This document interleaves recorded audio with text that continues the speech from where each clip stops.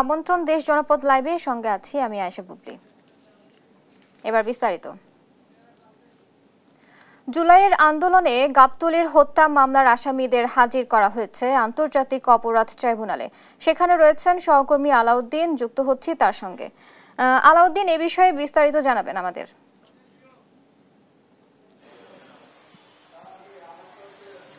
বুবলি, এই মুহূর্তে আমি আছি আন্তর্জাতিক অপরাধ ট্রাইব্যুনালের সামনে এবং এখানে এসে আমি সর্বশেষ যেমনটি জানতে পারি যে গুম এবং অপহরণের মামলায় র্যাবের সাবেক গণমাধ্যম এবং আইন ও গণমাধ্যম শাখার সাবেক পরিচালক মোহাম্মদ সোহাইলকে কিন্তু ট্রাইব্যুনালে হাজির করা হয়েছে এবং তার বিরুদ্ধে যে অপরাধ বা তার বিরুদ্ধে যে অভিযোগ রয়েছে সেটি হচ্ছে 2012 সালে একজন শিবির কর্মীকে গোলাম মর্তুজা নিহিম নামে একজন শিবির কর্মীকে আটক করে এবং তার নির্দেশেই কিন্তু পরবর্তীতে তাকে আয়না ঘরে 47 দিনের মতো রাখা হয়েছিল এবং এই অপরাধেই কিন্তু তাকে মূলত এছাড়াও কিন্তু বিভিন্ন রকমের যে অপরাধ রয়েছে অপহরণ এবং গুম সংক্রান্ত সেই সব অপরাধের মামলায় কিন্তু তাকে মূলত আজকে এই ট্রাইব্যুনালে হাজির করা হয়েছে এবং তিনি কিন্তু আমি যদি বলি তিনি একজন নৌবাহিনীর অফিসার ছিলেন, রিয়ার অ্যাডমিরাল হিসেবে তিনি কর্মরত ছিলেন এবং সেই সঙ্গে তিনি চট্টগ্রাম বন্দরের চেয়ারম্যান হিসেবে কিন্তু গেল 1 বছর তিনি দায়িত্বপ্রাপ্ত ছিলেন এবং সেখানে তিনি তার দায়িত্ব অর্পিত ছিলেন এবং পরবর্তীতে তিনি শেখ হাসিনা সরকারের আমলে যেমনটি জানা যায় যে তিনি কিন্তু কোনো রকম কমান্ড কোর্স ছাড়াই কিন্তু তিনি পরবর্তীতে রিয়ার অ্যাডমিরাল পদোন্নতি পায় কমোডোর থেকে এবং এর পেছনে যেমনটি ধরা হয়েছিল যে সরকারের হাত ছিল এবং তিনি সরকারের আস্থাভাজন একজন কর্তা হিসেবেও কিন্তু তিনি পরিচিত ছিলেন। তো পরবর্তীতে তিনি গুম এবং অপহরণের মামলায় এবং অপহরণ সংক্রান্ত যে ধরনের কার্যক্রম ছিল সেই কার্যক্রমে তিনি সরাসরি সম্পৃক্ততার অভিযোগ আসে তার বিরুদ্ধে এবং পরবর্তীতে তাকে এখানে আনা হয়। এছাড়াও আমি যদি আরেকটু বলি যে জুলাই গণ অভ্যুত্থানে অতিরিক্ত পুলিশ সুপার ইশতিয়াককেও কিন্তু ট্রাইব্যুনালে হাজির করা হবে এমনটি আমরা শুনছিলাম, কারণ তিনি কিন্তু জুলাই গণ অভ্যুত্থানের যে সমিতি ছিল সেই সমিতিতে তিনি ড্রোন ব্যবহার করে আন্দোলনকারীদের অবস্থান নিশ্চিত করেন এবং সেই সঙ্গে আন্দোলনকারীদের অবস্থান তিনি পুলিশ, র্যাব এবং আওয়ামী লীগের ক্যাডারদের তিনি জানিয়ে দিতেন, এমনটাই তার বিরুদ্ধে অভিযোগ আছে এবং সেই অভিযোগের পরিপ্রেক্ষিতে কিন্তু গেল 29 এপ্রিল তাকে রাঙ্গামাটি থেকে আটক করা হয়েছিল এবং করার পরবর্তীতে তাকে ট্রাইব্যুনালে হাজির করে এবং কারাগারে প্রেরণ করা হয়। সেই সঙ্গে আমরা জানি যে হোলি আর্টিজেনের যে ঘটনা হয়েছিল বোমা হামলা, সেই বোমা হামলারও কিন্তু একটি নির্দেশনা পাওয়া যায় আমরা এখানে এসে। তো এই ছিল আমার কাছে আন্তর্জাতিক অপরাধ ট্রাইব্যুনাল থেকে সর্বশেষ। আলাউদ্দিন, আপনাকে ধন্যবাদ। দেশজুড়ে বেড়েছে করোনা ও ডেঙ্গুর প্রকোপ, হাসপাতালগুলোতে চলছে প্রস্তুতি। আরো জানাতে চট্টগ্রাম, জয়পুরহাট ও ভোলা থেকে যুক্ত হচ্ছেন সহকর্মী আজিজা হক পায়েল, রেজাউল করিম রেজা ও ছোটন সাহা। প্রথমে যাচ্ছি চট্টগ্রামে। পায়েল, করোনা ও ডেঙ্গুর সর্বশেষ পরিস্থিতি কি আছে আপনার কাছে জানাবেন।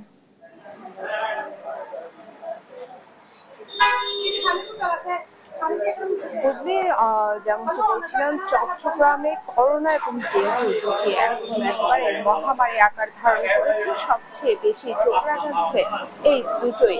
এখন চট্টগ্রাম মেডিকেল কলেজ হাসপাতালে রোগীর চাপ একটু বেশি দেখা যাচ্ছে, তবে সবচেয়ে বেশি দেখা যাচ্ছে ডেঙ্গু আক্রান্ত রোগীর সংখ্যা। সর্বশেষ তথ্য অনুযায়ী এখনো পর্যন্ত এই বছরে জুন মাসে 333 জন ডেঙ্গুতে আক্রান্ত হয়েছে এবং চিকিৎসাধীন আছে প্রায় 20 জনেরও বেশি। সেই সাথে করোনা, জানেন আপনি, করোনা মহামারী আকার ধারণ করেছে। সেই করোনা মহামারী এখন নতুন ভেরিয়েন্ট এসছে। এই জুনের শুরু থেকে করোনা চিকিৎসা চলছে এবং টেস্ট চলছে। গত 24 ঘন্টায় আমরা যতটুকু জানতে পেরেছি, গত 24 ঘন্টায় 180 জন কোভিড টেস্ট করিয়েছে। তার মধ্যে 10 জন আক্রান্ত হয়েছে, 10 জনের দেহে কোভিড ভাইরাসের পাওয়া গেছে। সেই সাথে আমি একটু আপনাদেরকে জানাতে চাই, কোভিডের কিন্তু সবচেয়ে বেশি আক্রান্ত হচ্ছে মহানগরের মানুষজন। সেই সাথে কিন্তু উপজেলায়ও আক্রান্ত হচ্ছে, তবে সবচেয়ে বেশি আক্রান্ত হচ্ছে মহানগরের মানুষ। এখনো পর্যন্ত এই কোভিড এবং ডেঙ্গু এই দুটির যে উপসর্গগুলো রয়েছে সেগুলো সেম, এমনটাই আমরা জানতে পেরেছি। জ্বর, সর্দি, কাশি এবং ডায়রিয়ার লক্ষণ থাকে। সেই কারণে কিন্তু ডাক্তারের পরামর্শ মতে মানে অল্প জ্বর এবং সর্দি কাশি থাকলে কিন্তু চিকিৎসকের পরামর্শ নেওয়া দরকার, কারণ সর্দি কাশিকে অবহেলা করে ঘরে বসে থাকলে যে কোনো সময় বিপদ ঘটতে পারে, এমনটাই আমাদেরকে জানিয়েছেন চিকিৎসক। আর ডেঙ্গু সাধারণত জ্বরের কারণে প্রথম একটু জ্বর বেশি থাকলো, যখন জ্বর কমতে শুরু করে তখনই কিন্তু ভয়ঙ্কর একটা পরিস্থিতি সৃষ্টি হয়। তাই একেবারে অবহেলা না করে ডেঙ্গু এবং করোনা খুব দ্রুত চিকিৎসকের পরামর্শ নেওয়ার জন্য জানিয়েছেন চিকিৎসকরা। সেই সাথে আমরা একটু জানিয়ে রাখি বুবলি, চট্টগ্রামে কিন্তু করোনার জন্য নানা পদক্ষেপ নেওয়া হয়েছে। চট্টগ্রামের বিভিন্ন হাসপাতালে কিন্তু করোনা টেস্ট করিয়ে থাকেন। সেই সাথে চট্টগ্রাম সিটি কর্পোরেশন এবং সিভিল সার্জন সবাই মিলে এখন কিন্তু নানা রকম পদক্ষেপ নিচ্ছেন এবং সিটি কর্পোরেশন থেকে আরো একটি নির্দেশনা আসছে, বুধবার থেকে করোনার ভ্যাকসিনের চালু করা হবে, এমনটাই আমাদেরকে জানিয়েছেন। এই পর্যন্ত সর্বশেষ যে তথ্য রয়েছে সেটি হচ্ছে ভ্যাকসিন বুধবার থেকে ভ্যাকসিন চালু করা হয়েছে। তবে ভ্যাকসিন পাবে শুধুমাত্র বৃদ্ধ, গর্ভবতী নারী, তাদেরকে প্রথম সারিতে যারা করোনা আক্রান্ত রয়েছে তাদেরকে অগ্রাধিকার দেওয়া হবে, এমনটাই জানিয়েছেন। আর করোনা এবং ডেঙ্গুর সর্বশেষ আপডেট জানাবেন আমাদের সহকর্মী, জয়পুরহাটের সহকর্মী রেজাউল।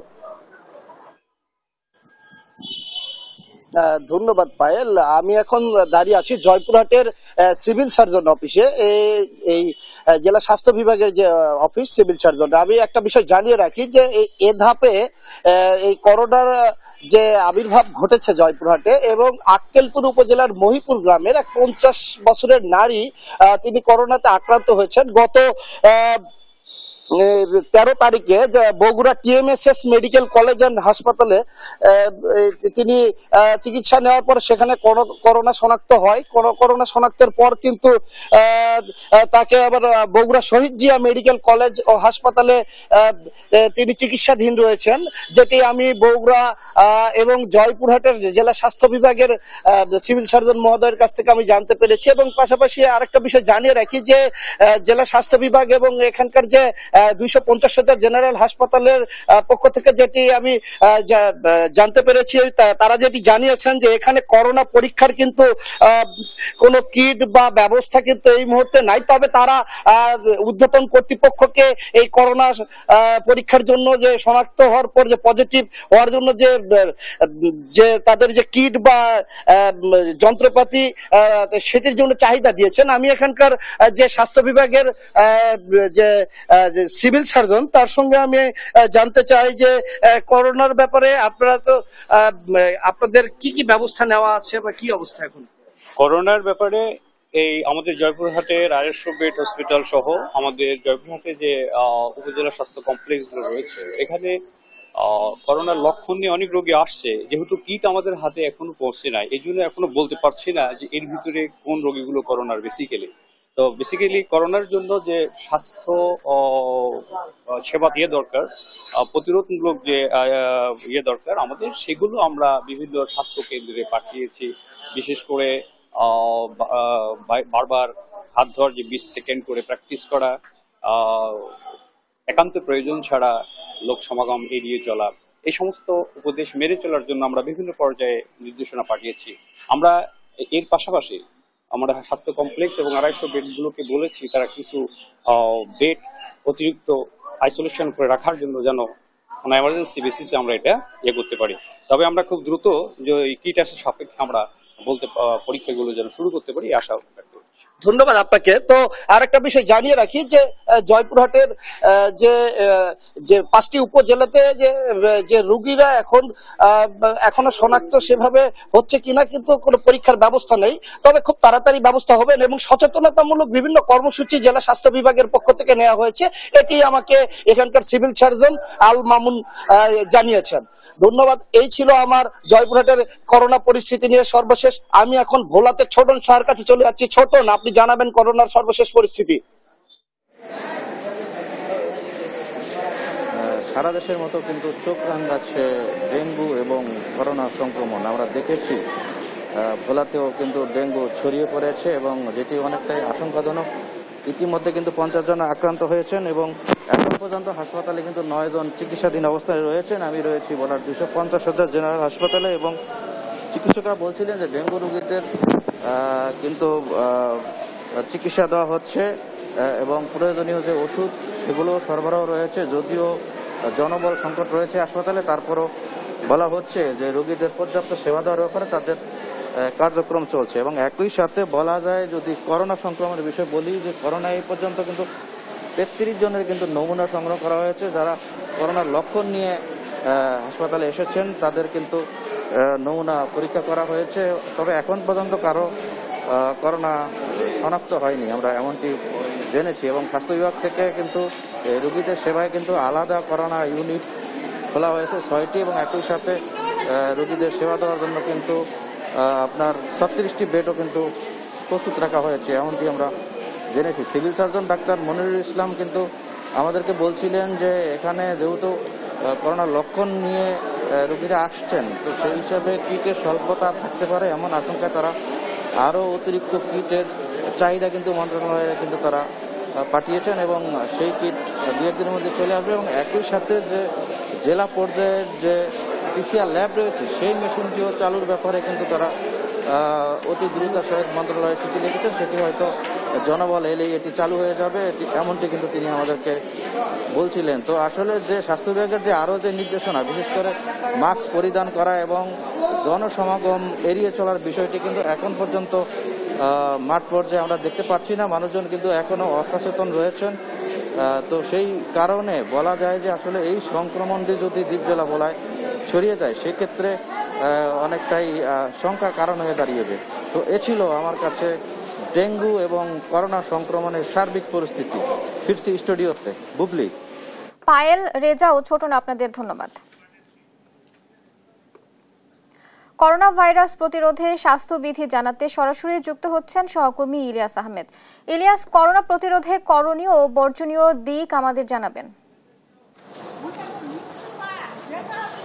প্রতিদিনেই করোনা উপসর্গ নিয়ে আমরা দেখেছি ময়মনসিংহ মেডিকেল কলেজ হাসপাতালে রোগীর সংখ্যা কিন্তু বেড়ে চলেছে। সেই লক্ষ্যে স্বাস্থ্য বিভাগ তারা প্রস্তুতিও কিন্তু নিয়েছেন এবং তারা বলছেন যে সাধারণ মানুষকে সচেতনতায় পারে করোনা সংক্রমণ রোধ করতে। অর্থাৎ গত কয়েকদিনে আমরা দেখেছি ময়মনসিংহ মেডিকেল কলেজ হাসপাতালে কিন্তু একেবারেই জরুরি বিভাগের সাথেই কিন্তু একটি বুথ স্থাপন করা হয়েছে, সেখানে কিন্তু করোনার পরীক্ষা করা হচ্ছে। অর্থাৎ প্রতিদিন 15 থেকে 20 জন করে রোগী কিন্তু আসছেন। অর্থাৎ যারা পরীক্ষায় নিয়োজিত রয়েছেন তারা বলছেন যে এই সংখ্যা কিন্তু প্রতিনিয়তই বেড়েই চলেছে। আমরা এখন রয়েছি ময়মনসিংহ বিভাগীয় স্বাস্থ্য পরিচালক কার্যালয়ে রয়েছি। অর্থাৎ আমরা একটু যুক্ত হব বিভাগীয় স্বাস্থ্য পরিচালক ডাক্তার প্রদীপ কুমার সাহার সঙ্গে।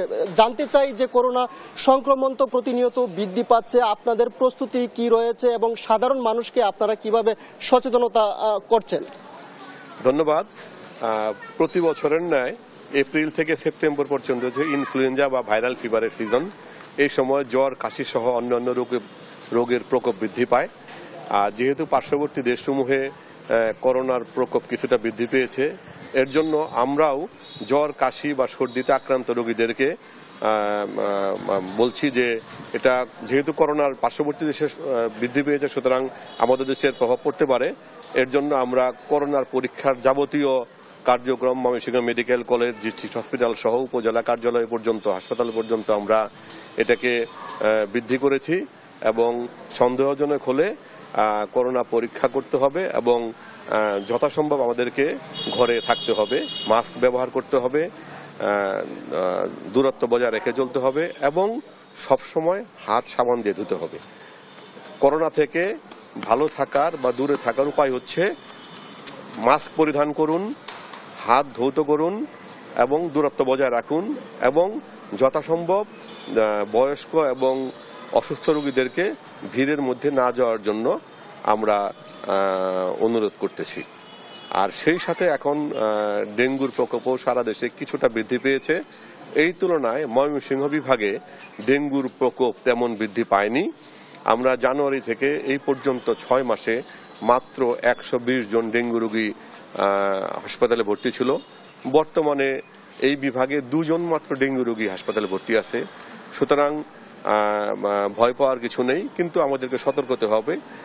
আমাদের বাড়ির আঙ্গিনা পরিষ্কার রাখতে হবে, ঘরে পানি ছোট পাত্রে পানি জমিয়ে রাখা যাবে না, ফ্রিজের পানি পরিষ্কার করতে হবে এবং কোনো কিছুতেই যেন পরিষ্কার পানি বা পানি জমা না থাকে এদিকে খেয়াল করতে হবে। তাহলে আমরা ডেঙ্গু থেকে মুক্ত থাকতে পারবো এবং মশারি ব্যবহার করতে হবে, মশারি নিচে থাকতে হবে। আর করোনাতে আমার কথা হচ্ছে একটাই, করোনাতে ভয় পাওয়ার কিছু নাই। যারা টিকা দেননি বা যারা বয়স 65 বছরের উপরে যারা স্বাস্থ্যকর্মী তাদেরকে করোনার টিকা পাওয়া যাচ্ছে উপজেলাতে, জেলাতে। আপনারা করোনার টিকা নিয়ে নেবেন। আর যে সকল স্বাস্থ্যবার্তা দেওয়া হলো সেই স্বাস্থ্যবার্তাগুলো মেনে চলবেন, তাহলে কোনো ভয় নেই, করোনাতে কোনো ভয় নেই। আমরা স্বাস্থ্যবিধিগুলো মেনে চলবো এবং করোনা থেকে মুক্ত থাকবো এবং ভালো থাকবো। ধন্যবাদ সবাইকে। ময়মনসিংহের বিভাগীয় স্বাস্থ্য পরিচালক বলছিলেন যে আসলে করোনার সংক্রমণ বাড়ছে, এতে করে আসলে সাধারণ মানুষের ভয় পাওয়ার কিছু নেই। তারা যে সচেতনতা জানাচ্ছেন মানুষকে এবং মাইকিং সহ তারা যে বার্তা দিচ্ছেন সেটি যদি সাধারণ মানুষ মেনে চলে তাহলেই কিন্তু করোনার সংক্রমণ রোধ করা সম্ভব হবে। সেই বিষয়টি বলছিলেন ময়মনসিংহের বিভাগীয় স্বাস্থ্য পরিচালক। এই ছিল আমার কাছে ময়মনসিংহ থেকে সর্বশেষ। ইলিয়াস, আপনাকে ধন্যবাদ। দর্শক, করোনা প্রতিরোধে করণীয় ও বর্জনীয় দিক নিয়ে আমাদের জানাচ্ছিলেন সহকর্মী ইলিয়াস। ঐক্যমত্য কমিশনের দ্বিতীয় পর্যায়ের বৈঠক চলছে, সেখানে রয়েছেন আমাদের সহকর্মী সাইফুল রিপন। বৈঠকের সর্বশেষ জানাতে আমরা সরাসরি যুক্ত হচ্ছি তার সাথে। সাইফুল, সেখানকার কি পরিস্থিতি আমাদের জানাবেন? তবে এই বৈঠককে কেন্দ্র করে ইতিমধ্যে বিভিন্ন রাজনৈতিক দলের যারা প্রতিনিধি রয়েছেন তারা কিন্তু এই বৈঠক স্থলে এসেছেন এবং আজকের এই সভার যেই সভাপতিত্ব করবেন জাতীয় ঐক্যমত্য কমিশনের সহসভাপতি আলী রিয়াজের নেতৃত্বে কিছুক্ষণের মধ্যেই আজকের এই বৈঠকটি অনুষ্ঠিত হবে এবং আজকে মূলত যেই বিষয়গুলো নিয়ে বৈঠক হবে সেই বিষয়গুলোর মধ্যে প্রধান তিনটি যেই বিষয়, যে জাতীয় সাংবিধানিক কাউন্সিল, এনসিসি, জেলা সমন্বয় কাউন্সিল এবং রাষ্ট্রপতি নিয়োগের বিষয়ে আজকে ঐক্যমত্য গঠনের জন্য রাজনৈতিক দলগুলোকে নিয়ে বৈঠক অনুষ্ঠিত হবে এবং গতকালের যেই অমীমাংসিত যেই বিষয়গুলো রয়েছে, দ্বিকক্ষ বিশিষ্ট সংসদ ব্যবস্থা কোন প্রক্রিয়ায় হবে, নারী সংসদে 100 নারী আসনের যেই প্রতিনিধি সেগুলো কিভাবে নিয়োগ করা হবে, সেই বিষয়গুলো নিয়েও কিন্তু অমীমাংসিত বিষয়গুলো নিয়েও আজকের বৈঠকে আলোচনা হবে এবং গতকাল কিন্তু যেই বৈঠকটি অনুষ্ঠিত হয়েছে সেই বৈঠকে জামায়াতে ইসলামের পক্ষ থেকে প্রতিনিধিরা অংশগ্রহণ না করলেও আজকে কিন্তু তারা এই জাতীয় ঐকমত্য কমিশনের বৈঠকটিতে অংশগ্রহণ করছেন এবং জামায়াতের নায়েবে আমির আব্দুল্লাহ আবু তাহেরের নেতৃত্বে 3 সদস্যের একটি প্রতিনিধি দল আজকের এই বৈঠকে ইতিমধ্যেই যোগদান করেছেন এবং যেমনটি বলছিলাম যে জাতীয় সাংবিধানিক কাউন্সিল, এনসিসি, রাষ্ট্রপতি নির্বাচন পদ্ধতি এবং জেলা সমন্বয় কাউন্সিল, এই 3টি বিষয়ে মূলত আজকের আলোচনা হবে এবং এর পাশাপাশি গতকালের যেই বিষয়গুলো নিয়ে আলোচনা অসম্পূর্ণ ছিল সেই অসম্পূর্ণ বিষয়গুলো নিয়ে আজকে আলোচনা চলবে এবং এর মধ্য দিয়ে কিন্তু যেই বিষয়গুলো সর্বোচ্চ বিষয় নিয়ে জাতীয় ঐক্যমত্য গঠন করে যাতে আগামী জুলাইয়ের মধ্যে জুলাই সনদ দেওয়া যায় এবং জুলাই সনদটি তৈরি করা যায় সেই বিষয়ে কিন্তু কাজ করছে জাতীয় ঐক্যমত্য কমিশন এবং ইতিমধ্যেই কিন্তু এই জাতীয় ঐক্যমত্য কমিশনের সহসভাপতি অধ্যাপক আলী রিয়াজ তিনি যেটি জানিয়েছেন যে রাজনৈতিক দলগুলোর সাথে কথা বলে সর্বোচ্চ সংখ্যক বিষয়ে জাতীয় ঐকমত্য তৈরি করে জুলাইয়ের মধ্যেই এই জুলাই চার্টার বা জুলাই সনদ দেওয়া হবে এবং কিছুক্ষণের মধ্যেই এই বৈঠকটি শুরু হবে। যদিও নির্ধারিত সময় ছিল বেলা 11টা এবং এখন প্রায় 11টা 20 বাজে এবং ইতিমধ্যেই প্রায় সবগুলো রাজনৈতিক দলের প্রতিনিধিরা এসে উপস্থিত হয়েছেন এবং কিছুক্ষণের মধ্যেই সেই বৈঠকটি শুরু হবে। বুবলি। সাইফুল, আপনাকে ধন্যবাদ। মুন্সিগঞ্জে বাস স্ট্যান্ড না থাকায় সড়কেই যানবাহন থামিয়ে যাত্রীদের ওঠানামা করানো হয়, ভোগান্তি পোহাচ্ছে যাত্রীদের। এ নিয়ে আরো জানাতে সরাসরি যুক্ত হচ্ছেন সহকর্মী সুমিত সরকার। সুমন, সমস্যা নিরসনে সংশ্লিষ্ট কর্তৃপক্ষ কোনো উদ্যোগ নিয়েছে কিনা এই বিষয়ে আমাদের জানাবেন। জি বুবলি, আপনি আসলে যেমনটি বললেন, আমরা কিন্তু সকালে পৌর কর্তৃপক্ষের সাথে কথা বলেছি। তারা কিন্তু এই যেই সড়কগুলির বেহাল দশা, তারা কিন্তু বলছেন যে এখানে তারা টেম্পোরারি কাজ কিছুদিনের মধ্যে করবে বলে আমরা আমাদের পৌর কর্তৃপক্ষ জানিয়েছেন। আমি একটু জানিয়ে রাখি, মুন্সিগঞ্জ পৌরসভার প্রধান যে সড়কগুলি রয়েছে, জুবলি রোড, সুপার মার্কেট এবং কাটাখালী থেকে শুরু করে মুক্তারপুরের পাম্প হয়ে সদর হাসপাতাল এবং আসলে আমরা এখানে বলতে পারি যে মুন্সিগঞ্জ শহরের যে প্রধান সড়কগুলি আসলে রয়েছে, সেই সড়কগুলি কিন্তু আসলে একেবারে ভাঙা খনাখন্দে ভরে গেছে। একটু বৃষ্টি হলেই কিন্তু এই সড়কটি নির্মজ্জিত হয়ে যায়, তখন কিন্তু আসলে এখানে সৃষ্টি হয় যানজট এবং দুর্ঘটনা। এখানে কিন্তু যে অটোগুলি রয়েছে, সেই ব্যাটারি চালিত অটোর কারণে কিন্তু আসলে এখানে আপনার প্রায়শই দুর্ঘটনা ঘটে এবং এখানে কিন্তু যে যাত্রীরা রয়েছেন তারা কিন্তু দুর্ঘটনার শিকার হয় বলে আমাদের এখানকার যাত্রীরা জানিয়েছেন। তো আমি এখন এইখানকার একজন স্থানীয়র সাথে কথা বলবো। আপনি একটু জানাবেন যে এই সড়কে আসলে কি সমস্যা হচ্ছে এই খনাখন্দের কারণে? আসলে এই সড়কগুলো আসলে আমাদের মুন্সিগঞ্জ সদরের একটা মেইন রোড, দুইটা রোড, এর মধ্যে এটি হচ্ছে সবচেয়ে বড় রোড। এই রোডটা দিয়ে মুক্তারপুর থেকে আমাদের এখানে সামনে একটা সদর হাসপাতাল আছেন এবং সুপার মার্কেট, একটা বড় মার্কেট এবং মেইন স্পট হয়েছে এইখান থেকে প্রতিদিন হাজার যে গাড়ি চলাচল করে। কিন্তু আসলে এই রোডটা সবসময় এরকম থাকে, জলাবদ্ধতার কারণে এই রোডগুলো নষ্ট হয়ে যায়, পানি নিষ্কাশনের ভালো ব্যবস্থা নেই। এই কারণে রোডগুলো কি করে এই যে নষ্ট হয়ে যায়। নষ্ট হওয়ার পরে আমাদের যাতায়াতের জন্য, মানুষের জন্য খুব দুর্ভোগ সৃষ্টি হয়ে থাকে, কিন্তু মানুষের খুব কষ্ট হয়ে থাকে। আসলে আমরা চাই আমরা এই দুর্ভোগ থেকে আমরা মুক্তি চাই। আমরা চাই যাতে এই যে যারা কর্তৃপক্ষ আছে তারা যাতে এই রোডগুলোর ব্যাপারে একটু যত্নবান হন এবং রোডগুলো যাতে মেরামত করার জন্য চেষ্টা করেন। ধন্যবাদ আপনাকে। আসলে আমি আরেকজনের সাথে একটু কথা বলতে চাই। আপনি একটু জানাবেন যে এই সড়কে আসলে কি ভোগান্তি পোহাতে হয় আপনাদের, একটু যদি বলেন। আসলে এই রোডটা এখন অনেক লোকালয় এবং জনবহুল একটা রাস্তা, এটা দিয়ে যেই মানুষ চলাচল, অন্য রোডে এত গাড়ি ঘোড়া চলে না। আমরা গতকালকে আমাদের একটা গাড়ি আসছে এখানে, যে মাল লোডিং আনলোডিং এর আমরা আনলোড করে দেয়। এখন কোন সাইডে রাখবো গাড়ি, এইভাবে গুইরা বাঁকা হইয়া দোকানের এদিক দিয়ে ধুলাবালু দিয়া অনেক সমস্যা হয়। আমাদের মেইন জায়গা দিয়ে গাড়ি এইভাবে চলাচল করবো, ওইভাবে চলতে পারে না, অন্য জায়গা দিয়ে গুইরা মুইরা যাইতে হয়। আর এখানে তো একটা হাসপাতাল, মুন্সিগঞ্জের মেইন হাসপাতালটা এখানে জেনারেল হাসপাতাল, এই হাসপাতালের মধ্যে রুগীরা এখানে আসলে তো আরো রোগা হয়ে যায়। যেই অবস্থা আপনারা দেখতেছেন, খারাখন্দ যেই অবস্থা, যারা এই দায়িত্বে আছে সরকারি লোক, যাতে এই রোডগুলো প্রকৃতি ও দেশপ্রেমিক হয়ে ভালোভাবে কাজ করে, ওই উপর দিয়ে ল্যাপসে দিয়া যাতে কাজ না করে এই মানুষের ভালো দেখায় আনার দরকার নাই। যে প্রকৃত যারা দেশকে পছন্দ করে, দেশকে ভালোবাসে, লাভের চেয়ে দেশের দিকে বেশি তাদের অধিকার দেওয়ার দরকার, ভাবে সুন্দর করে কাজটা করে।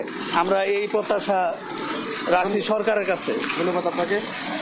আসলে বুবলি আপনি যেমনটি শুনছিলেন, এখানকার যাত্রীরা কিন্তু অভিযোগ করছেন যে এই সড়কটি দিয়ে কিন্তু জেলা সদরের প্রবেশদ্বার এই সড়কটি একেবারে ভাঙা খানাখন্দে ভরা। এই সড়কটির ঠিক পাশে কিন্তু মুন্সিগঞ্জ জেনারেল হাসপাতাল, এখানে 250 শয্যা বিশিষ্ট যে হাসপাতাল, সেখানে কিন্তু হাজার হাজার রোগী এই সড়ক দিয়ে কিন্তু চিকিৎসা নিতে আসেন এবং অফিস আদালত কিন্তু এই সড়কটি দিয়ে কিন্তু প্রবেশ করেন। তো এখানে যাত্রীরা এবং চালকরা যেটি জানিয়েছেন যে যেই পরিমাণে এখানে খানাখন্দ, সেই কারণে কিন্তু সড়ক দুর্ঘটনা ঘটে এবং মানুষ যাত্রীদের ভোগান্তি হয় বলে আমাদের জানিয়েছেন। তো এই ছিল আমার কাছে মুন্সিগঞ্জ পৌরসভার সড়ক থেকে সবশেষ খবর। বুবলি। সুমন, আপনাকে ধন্যবাদ। দর্শক, মুন্সিগঞ্জ থেকে সরাসরি যুক্ত ছিলেন সহকর্মী সুমন। নরসিংদীতে এ জেলার সংকটে ব্যাহত বিচারিক কার্যক্রম, বিস্তারিত জানাতে যুক্ত হচ্ছেন সহকর্মী আকরাম হোসেন। আকরাম, বিচার প্রার্থীদের দুর্ভোগ কমাতে প্রশাসন কার্যকর পদক্ষেপ গ্রহণ করেছে কিনা এ বিষয়ে আমাদের জানাবেন। বুবলি, যেমনটা আপনি জানাচ্ছিলেন, আমি বর্তমানে রয়েছি নরসিংদী চিফ জুডিশিয়াল ম্যাজিস্ট্রেট আদালতে। এখানে নরসিংদী জেলার 6টি উপজেলার 60টি থানাতে প্রায় প্রতিদিন 50টি করে মামলা থাকলেও 350 শতাধিক মামলা রয়েছে। আমরা যেটা দেখতে পাই যে 4টি, আমার পিছনে যে 3 সিট ভবন, এখানে 4টি কামরাতে যেখানে বিচার কার্যক্রম চলছে, ছোট ছোট কামরাতে যেখানে রয়েছে শায়েস্তা, কম্পিউটার অপারেটর এবং বিভিন্ন সকল ধরনের কার্যক্রম এখানে চলছে। এবং আইনজীবীদের বসার জন্য 1টা বা 2টা টুল রয়েছে, যেখানে আমরা দেখতে পাই যে বসার জায়গাটা সীমিত এবং এখানে সিনিয়র আইনজীবী যারা রয়েছে নারী আইনজীবী, তারা ভুক্তভোগী হচ্ছে এবং যারা বিচার প্রার্থী তাদের বসা এবং নানা ধরনের বাধার সৃষ্টি হচ্ছে এবং ব্যাহত হচ্ছে বিচার কার্যক্রম। আমার সাথে বর্তমান রয়েছে কয়েকজন আইনজীবী, আমরা কথা বলবো। যে আমাদের সাথে রয়েছে অ্যাডভোকেট মনসুর ভাই, আপনি কি জানাবেন বর্তমানে এজলাস সংকটের কারণে নরসিংদীতে কি ধরনের সংকট সৃষ্টি হচ্ছে? থ্যাংক ইউ, ধন্যবাদ। নরসিংদীতে আপনার 60টি থানা, নরসিংদী জেলায় প্রায় 24 লক্ষ মানুষ আছে, আইন আশ্রিত বিচারপ্রার্থী মানুষ। এখানে 60টি থানার মধ্যে 60টি এজলাসের দরকার। এজলাস সংকটের কারণে বিজ্ঞ বিচারক মহোদয়গণ সঠিক সময়ে এজলাসে বসতে পারে না, মনে করেন ভাগাভাগি করে এজলাসে বসতে হয়, যার কারণে বিচার কার্য বিলম্বিত হচ্ছে। সকালে মানে 2 টাইম বসে, সকালে 1 শিফট বসে, বিকালে 1 শিফট বসে, যার কারণে বিচারপ্রার্থী মানুষ, ধরেন পেশকার আছে, তারপরে শায়েস্তাদার আছে, তাদের জায়গার যে সংকট, এই সংকটের কারণে বিচারপ্রার্থী মানুষ এই মামলার জট জমে যাচ্ছে, যার কারণে এই বিচার বিলম্বিত হচ্ছে। যে ইংলিশে একটি কথা আছে যে জাস্টিস ডিলেড, জাস্টিস ডিনাইড, মানে বিলম্বিত হইলেই বিঘ্ন ঘটে। এই পর্যায়ে যে নরসিংদীবাসীর প্রত্যাশা যে চিফ জুডিশিয়াল ভবন অতি শীঘ্রই প্রয়োজন, কারণ 2007 সালে যখন বিচার বিভাগ পৃথক হয়েছে তখন থেকে প্রায় 17 বছর যাবৎ নরসিংদীতে কোনো চিফ জুডিশিয়াল বিল্ডিং হচ্ছে না। এখন নরসিংদীবাসীর আইন আশ্রিত এবং আইনজীবীগণের একটা প্রাণের দাবি যে অতি শীঘ্রই ঊর্ধ্বতন কর্তৃপক্ষ এটা বিবেচনায় নেবেন, যথাশীঘ্রই যে নরসিংদীতে একটি চিফ জুডিশিয়াল ভবন নির্মাণ করবেন। এটা আইনজীবীদের এবং বিচার প্রার্থীদের মানুষের একটা প্রার্থনা। তাছাড়া অন্যদিকে আপনি লক্ষ্য করবেন, দেখা গেছে এখানে নারী আইনজীবী আছে, নারী বিচার প্রার্থী আছে, তারা কিন্তু আপনার এই যে মানুষের যে গাদাগাদি, এই গাদাগাদি পরিবেশে ইজিলি প্রবেশ করতে পারে না, তারা হিমশিম খাচ্ছে। এটাই আমার প্রার্থনা যে অতি শীঘ্রই একটা চিফ জুডিশিয়াল ভবন নরসিংদীতে হবে। আমরা যেটা জানছিলাম যে আসলে এখানকার যে শান্তিশৃঙ্খলন এবং যে বিচার প্রার্থীদের যে দুর্ভোগ, এখানে প্রশাসনের যে ভূমিকা, আমরা কথা বলেছিলাম গণপূর্তের সাথে, তারা আমাদের জানিয়েছেন যে তারা খুবই দ্রুত এখানে ভবন নির্মাণের ব্যাপারে প্রতিশ্রুতি দিয়েছেন। তো নরসিংদী চিফ জুডিশিয়াল ম্যাজিস্ট্রেট আদালত থেকে এই ছিল আমার কাছে সর্বশেষ। বুবলি। চাঁপাইনবাবগঞ্জ ও দিনাজপুরে জমে উঠেছে আমের বেচাকেনা, বিস্তারিত জানাতে সরাসরি যুক্ত হচ্ছেন সহকর্মী তারেক রহমান ও হারুনুর রশিদ। শুরুতে চলে যাচ্ছি চাঁপাইনবাবগঞ্জে। তারেক, বাজারে কি কি আম পাওয়া যাচ্ছে এবং দাম কেমন, এবং সেই সাথে জানাবেন ক্রেতাদের প্রতিক্রিয়া কি?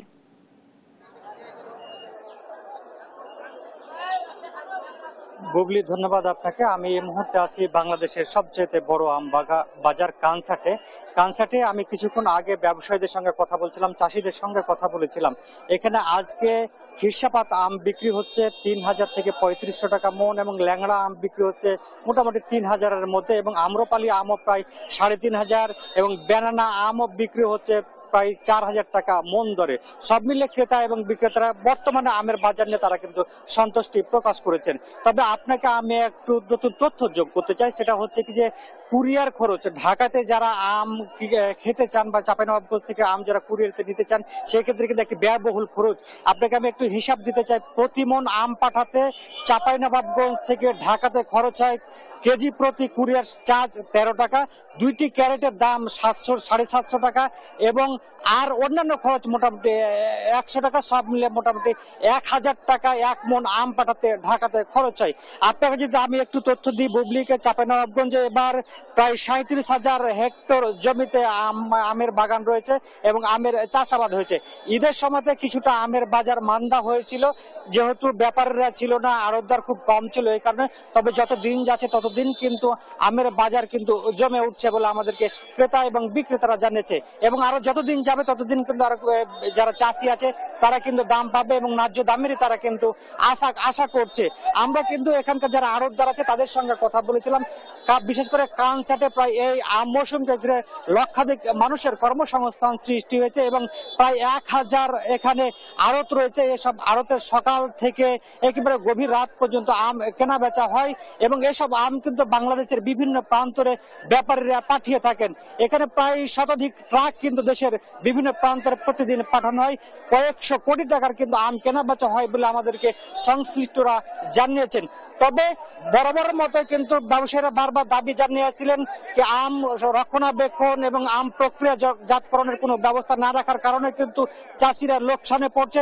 যদি আম প্রক্রিয়াজাতকরণের ব্যবস্থা হতো চাঁপাইনবাবগঞ্জে তাহলে কিন্তু ব্যবসায়ীরা তাদের চাহিদা মতো বা কাঙ্ক্ষিত দাম পেতে বলে তারা আমাদেরকে জানিয়েছেন। তারা বলছে সরকার দ্রুত কার্যকর ব্যবস্থা নেবে এবং আম প্রক্রিয়াকরণের জন্য যদি ব্যবস্থা নেওয়া হয় তাহলে চাষিরা কিন্তু ন্যায্য দাম পাবে।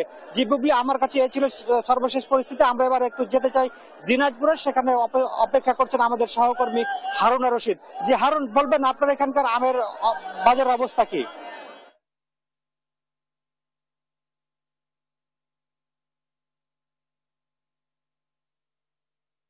সবচেয়ে বড় যে আমের পাইকারি আড়ত বাজার সেটা হচ্ছে নবাবগঞ্জের, দিনাজপুর নবাবগঞ্জ উপজেলার লক্ষ্মীপুর কালীরহাট বাজার।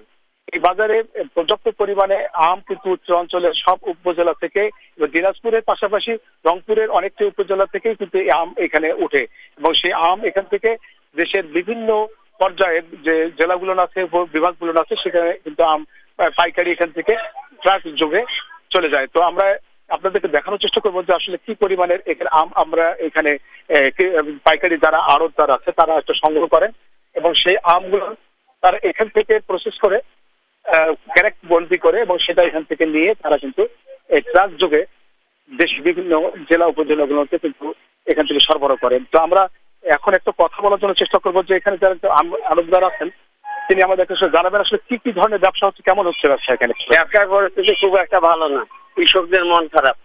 হ্যাঁ, আমের দাম নেই, যে আমের দাম ছিল আপনার 2200 টাকা মন। কৃষকের তারেক ও হারুনুর রশিদ, আপনাদের ধন্যবাদ। এই ছিল এখনকার দেশ জনপদ লাইভ। এতক্ষণ সাথে থাকার জন্য ধন্যবাদ।